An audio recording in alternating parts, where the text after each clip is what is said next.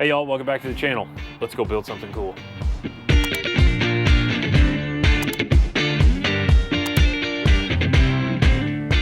Alright everybody, welcome back to Cody Crafted. Today we are not Mopartying, we are Ford Broncoing. We do a lot of Broncos. We don't do a lot of OBS Broncos, but here's one. So this thing is got a starting issue. We're trying to figure that out. It came in for dyeing. We found a vacuum cap that was missing and it needed like 10 degrees of timing. But yeah, somebody else did the Phytech on it and it's got the whole system. It's got some good upgrades. It's a really cool truck. We'll walk around it here in a minute. Ricky, you want to try to give it a start and see what it does?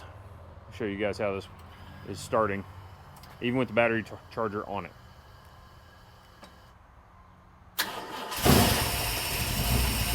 That's pretty good. That's pretty good. It's pretty good when it's cold and the battery's completely charged up. I will tell you, when it's hot starting, the thing will just about not turn over. Whoa, whoa, whoa, blah, blah, blah, blah. Yeah, one of those kind of deals. Look for that in the blooper reel. Yeah. So we are going to give it a little upgrade. So this starter is about the size of a football. I'll show it to you here in a minute. We're going to go to permanent magnet gear reduction. Yeah. This is a new one. It's from O'Reilly's, obviously, lifetime warranty. We are going to swap over to GRPM, PMGR, permanent magnet gear reduction. Make this thing spin over a little quicker because when it's hot it doesn't like it. The other thing I've noticed is there are no engine to chassis grounds at all. Right now the negative battery cable runs over and it goes to the bottom of the AC bracket, but when this starter gets hot it won't hardly crank over. It liked that timing now that it's got some juice, doesn't it? Yeah. What year's this battery? I don't know. Doesn't look too old. The Optimas have not been as good as they used to were. Just if anybody's asking. So we're going to yank this starter off of here. We're going to do a little wire switchy. I am going to leave the solenoid on the fender here. We're just going to take the positive battery cable and hook it to the big side. Right here. That guy. And we're going to bypass this solenoid. And that ought to make it work. So we're going to do that, and we're going to add a ground, and we're going to see if it does better. See how it goes. Okay, look how massive this thing is. It's huge. It's not just big, it's huge!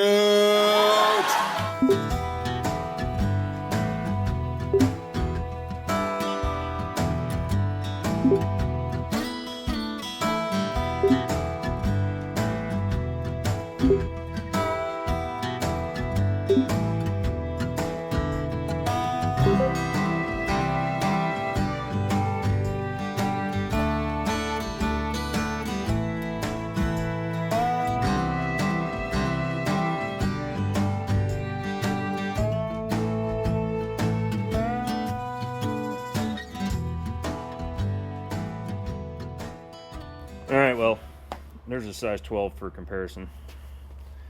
Let's see what we got.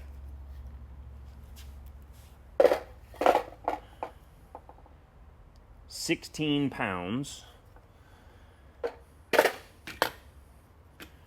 with the solenoid. This one is 7 pounds 13 ounces. It's literally half the weight. It's half the size, it's half the weight, it's half the heartache. All right, we're gonna, like I say, we're gonna bypass this other solenoid because you don't really need it. I mean, you can go to the trouble to wire it all up where they both work, but then it's just one more point of failure.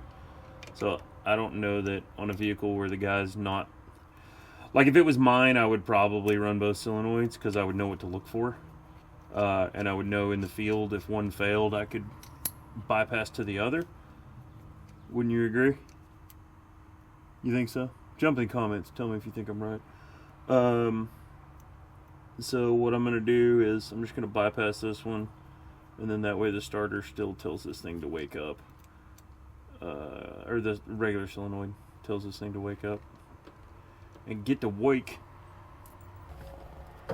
And then here in a second we'll hit the key and see if it grinds and see if I screw anything up. Some Ford nerd's gonna jump in the comments and be like, well, actually, if you do X, Y, and Z. No, man, the forums told me this works. Alright, quick and easy install. Let's hit the key and see if it screws up. Oh, that wasn't me. It actually spun over really well. It did so bad when it was up to temp. It was like, whoa, whoa, whoa, whoa. You just have to take my word for it. Let's see if it grinds. Crush fingers. Oh. Okay. So it's not as simple as I thought. We better go do some research. Well, change of plans. You do have to move the wiring around. I'm special. The trigger wire is hooked up to the solenoid. We moved the battery cable over. Added the new trigger wire. Isn't it cute in there instead of big honking monster? So yeah, we added that trigger wire off of the relayed side, the protected side of the solenoid. Moved the main battery cable, or the starter cable, over to the main battery cable on the hot side. And so now when you click that, it clicks this, and then it clicks down there, but the starter is constant hot. So now it's time to give her the old college try. Crush fingers, kids. It did a little grindy grind. Let's see what it does. Ooh. It no like. Steve, you can throw in a fatality. Fatality. Okay. This is the part where I admit defeat. Apparently, C6, C4, E4OD, AOD, something. Look, the starter was working. I was just going to put a better one in it to kind of make it spin over faster. And then we found that the battery cable had been touching the header. So we're cleaning that up and we're putting some nice heat shield stuff on it. So anyways, that kind of, I failed. You know, I'm trying to be good and I just don't know everything. Yet. The big bundle of wires right on the tail end of the throttle linkage. Let's look at that. I don't like it. Yeah. This wire runs over to the fuel pump apparatus surge tank thing. The other side of it changes sheathing, goes over this way, goes down underneath somewhere in there. This ground was on a bolt down here. That one down there. And there's a zip tie without a tail cut. You know how much I hate those. One thing about the Phytech, not to trash anybody, I don't like how close this is to the throttle body. Like, fuses should be closer to the power source, number one, and number two, this puts this like hanging out in the breeze, no matter where you put it. I don't know, not a fan. Not my particular favorite. Also, the way things are routed. So, I'm gonna clean some of this junk up because I just can't let it leave my shop like this. That ground specifically. Also, this tack lead. This is part of the MSD harness. Come on, man, get a flush cut. Somebody's gonna die off of that zip tie. Pook unit full of silicone. That's great. If you're gonna zip tie it to anything, zip tie it to the pigtail that's coming off of the distributor. That way when you unplug it, it's not affixed to other shenanigans. This coolant temp gauge sender is that's a fine location. That's the outlet for the water pump. That's thermostat. That's fine. Gives you a real reading. But it's bare wire, or unsheathed wire, and it runs back here, and it's got a butt splice, and then an inch of wire, and then another butt splice, and then it dives off into this main factory harness, and that goes over to the coil, and then that goes back into that dash connector back there. Yeah, I'm gonna fix it. I think there is a starter we could buy, but it's not a easy fix. Something like this, I'd rather have something that he can just go to local auto parts store and order a starter for the one we ordered was a 95 Bronco. Also the same as a Fox Body GT 5.0. But there's something with the flex plate on early Broncos. I took a screenshot of it from one of the forum nerds. We love forum nerds, the guys that really go down the rabbit hole. Anyway, so there's some weird offset sizing something. It didn't like it. It ground a couple of times, and I was like, you know what? We're just going to swap it back out. Discretion is the better part of valor on this one. So, well, it's not perfect. It's not race car, but it's a lot better. The valve covers were loose. There was a bolt missing completely from right here. That ground, I relocated it down in there. That is a heat shrink deal, and yes, I know it's a yellow for a 10-12 gauge. I tripled the wire over, crimped it, tugged on it, heated it, all that fun stuff. This is not my favorite, but without rewiring the entire truck, I really don't know what else I'm going to do. Sheathed this little coolant temp wire we talked about. Coil wires kind of are what they are. Like I say, without just rewiring the whole stinking truck, that's what an hour's worth of effort gets me. So that's cool. Ricky added a body to chassis ground. Oh, I put this P-clip right there. I want to pull this guy. If I remember correctly, to set the base idle, you put a piece of tape over the idle air control port. I know you do that on Edelbrock's. I think you do it on Phytex also. I need to double check the instructions because it's been a while since I've recalibrated one of those. Anyway, so Ricky's got there's our ground strap down there. So at least we're making some progress. Let's get that handled. I'm going to look up the idle air control set procedure for the Phytech so that we can reset the idle.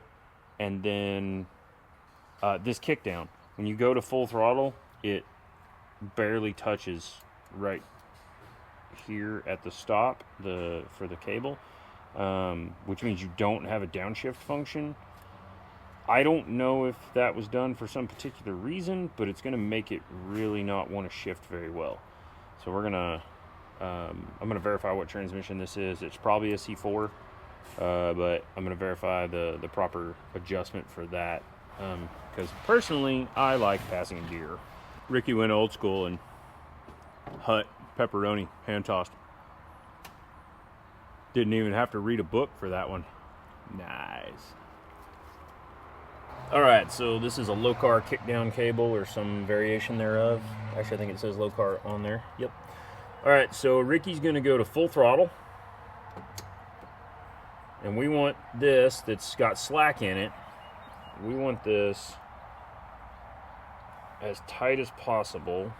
So we're going to pull the cable, full tension. We're going to slide the ferrule. And go as far as we can.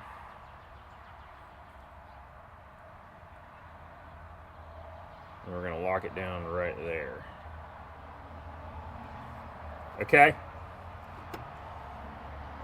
So see how we got a little bit of slack right there? But go to full throttle. And we got no more extra tug. All right, you're good, bud. So now that we've done all this other stuff, we're going to reset the idle. And we're going to see how she fires up now with our wiring modifications. Go ahead and nail it there, sir. Whoop. We're going to fire it up after I plug the coil back in, because that's a thing. All right, let's try that.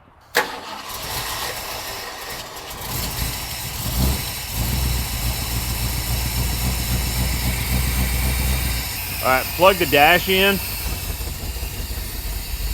So it's gonna need to warm up. Oh, it don't like that. IAC steps, 225.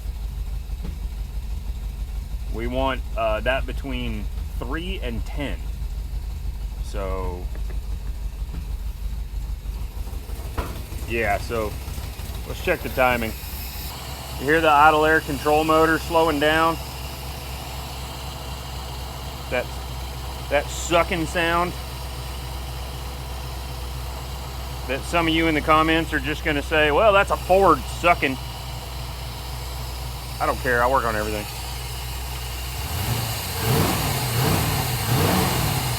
Still a little lazy, but we're gonna let it warm up. So you go into the setup screen, you tell it idle setup, you go from normal to all zeros, you send to ECU, then you adjust the set screw so that it's between 3 and 10 on the IAC duty cycle.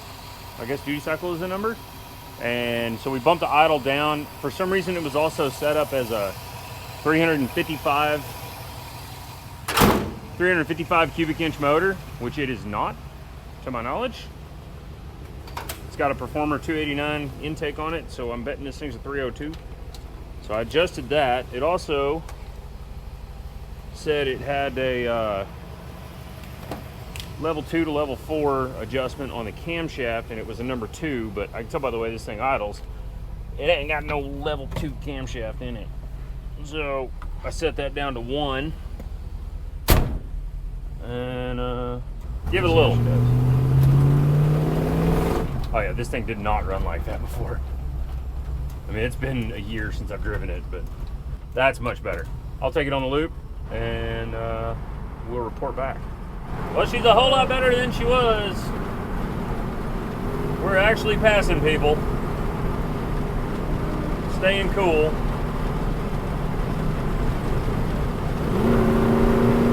It downshifts. And it's scary as all hell. I guess we'll get her ready to load on the trailer at this point. What do you think, Ricky? Do we need to adjust anything else? I think we're good to go. You think we're good to go? Alright, well, let's go swap it for an orange one. Well, I think that's about it for this one. It sure is pretty. That definitely was tire rub because it has not had the rear fender cut. It's a rear fender cut's a thing. Let's see. Yeah, a little bit right there. It's gorgeous. You know, the problem with being a car builder is you just think of all the things that you could do with them. And if you've got things you feel like you could do with your vehicle, we can even come pick it up on our fancy trailer. That's right. If you've got things you feel like you could do to your vehicle and you need some help, give us a shout. Shoot us an email, sales@CodyCrafted.com. Call the shop. Like and subscribe. Check out the merch store below. We got Because Race Car hoodies. We got Build Cool Shit hoodies. We appreciate you. Thanks for watching. And we'll see you on the next one, guys.